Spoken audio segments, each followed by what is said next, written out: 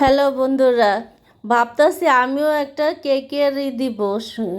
মিরপুর আগারগাঁও যাইয়া মিজান ভাইয়ের ভাতের দোকানের পাশে তো কেকের ভিডিও দেখে আমার মাইয়া তো খুবই পাগল হয়ে যেতেছে, কেক খাবে কেক খাবে।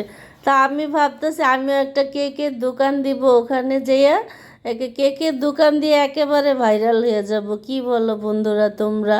তো এই কাজটাই করতে হবে, কারণ টিকটকে এত পরিমাণ ভিডিও ওপেন করলেই দেখা যায় কেক আর কেক, কেকের ভিডিও, বুঝছো? কেক আলা তো ভাইরাল হয়ে গেছে মিজান ভাইয়ের ভাতের দোকানের সাথে কেক বিক্রিতে করে ওখানে আগারগাঁও।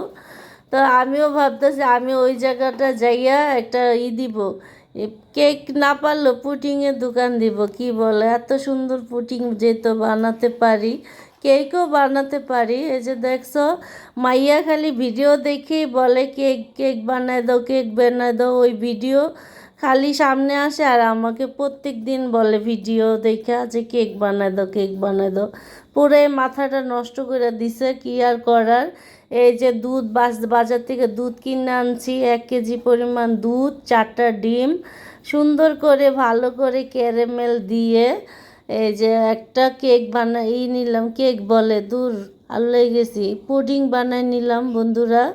এই যে দেখতে পাচ্ছ কত বড় একটা পুডিং হয়েছে, আর পুডিংটা কত ভারী হয়েছে, মোটা, মানে অনেক পাতলা। ওই যে ওখানে তো বিক্রি করে দেখি 1 পিস কেক পুডিং নাকি 100 টাকা, তাও আবার পাতলা, আর আমারটা কত ভারী হয়েছে।